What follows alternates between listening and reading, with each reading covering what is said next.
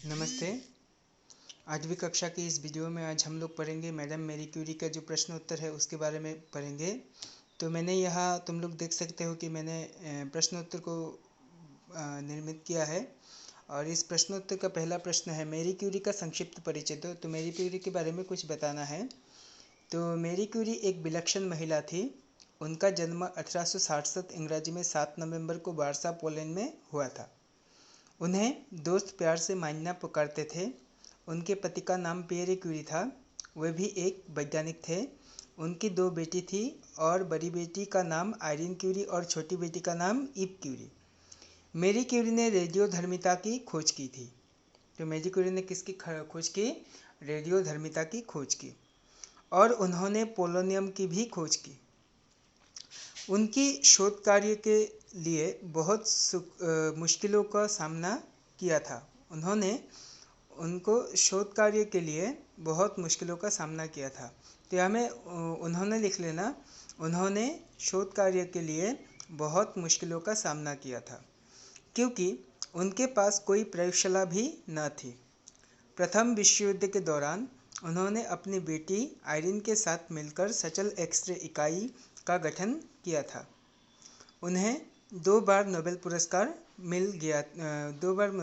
दिया गया था। पहला 1903 अंग्रेजी में भौतिक शास्त्र में, दूसरा 1911 अंग्रेजी में रसायन शास्त्र में। वे पहली महिला थी जिन्हें इस पद से सुशोभित किया गया था। 4 जुलाई 1934 अंग्रेजी को मैरी क्यूरी का निधन हो गया था। उनकी मृत्यु की खबर से सारे विज्ञान जगत में शोक का माहौल छा गया था। बस इतना ही।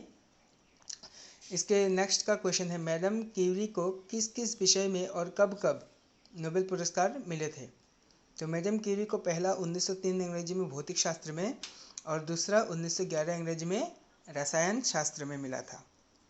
मैडम क्यूरी ने किन चीज़ों की खोज की? शोध कार्य के समय उन्हें कौन सी परेशानियां उठानी पड़ी? तो मैडम क्यूरी ने पोलोनियम और रेडियोधर्मिता की खोज की। शोध कार्य के समय उन्हें बहुत परेशानियां उठानी पड़ी, जैसे उनके पास प्रयोगशाला नहीं थी। छोटी सी प्रयोगशाला में गैस निकासी व्यवस्था भी नहीं थी, जिसकी वजह से उन्हें दूषित वातावरण में रहना पड़ा था। फलस्वरूप उन्हें एनीमिया जैसी बीमारियों का सामना करना पड़ा था। मैरी क्यूरी की खोज मानव समाज के लिए किस तरह लाभकारी सिद्ध हुई? मैरी क्यूरी की खोज मानव समाज के लिए इस प्रकार लाभकारी सिद्ध हुई कि कोई हीरा असली है या नकली रेडियोधर्मिता के जरिए पता लगाया जा सकता है।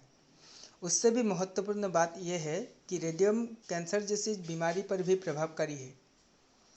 रेडियोधर्मी रश्मियों की कौन सी विशेषताएं हैं? रेडियोधर्मी रश्मियों की विशेषताएं ये है कि रेडियोधर्मी रश्मियों की जरिए कोई हीरा असली है या नकली पता लगाया जा सकता है और इन रश्मियों की सहायता से मनुष्य के शरीर के अंदर के भाग को देखना संभव हो गया है।